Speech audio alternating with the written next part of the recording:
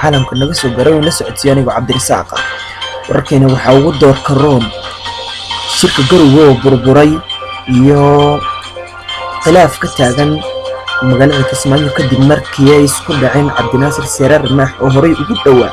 jiray Axmed Madoobe oo haddana la rumaysan yahay inay dowladda Soomaaliya gadaal ka riixayso iyo wararkeena kale waxa ka mid ah dowladda Kenya oo mamnuucday kadib markii diyaaradaha aadan cadde ka soo duuli jiray magaalada Nairobi soo xadhigan jiray ay u gadisay dhinacaas Wajeer wararkeena kale waxa ka mid ah dowladda Soomaaliya u dejisay arrin cusub kadib markuu shirka Garowe burburay iyadoona isku dayayso mar labaad in la soo fariisto wararkeena kalena waxa ka mid ah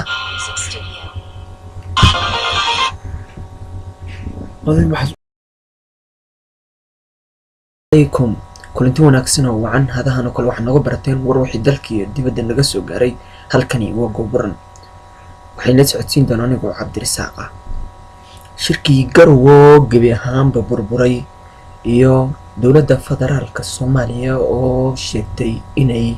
mar labaad ay isku laaban doono kadib markii ay walaac ka muujisay in gabi ahaanba uu shirkaasi qadka ka baxo warka kale oo haynana waxa ka mid ah dowladda Kenya oo gabi ahaanba mamnuucday dulimaadkii tooska ahaa ee magaalada Muqdisho iyo Nairobi iyadoona u wacisay magaalada Wajeer ee ismaamulka Wajeer kadib markii la sheegay in xagga ay baaritaan ku mari doonaan wararkeena kalena waxa ka mid ah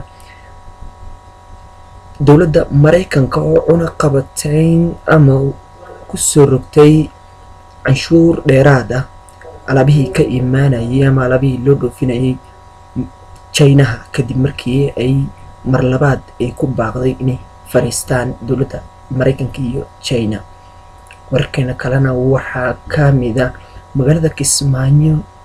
oo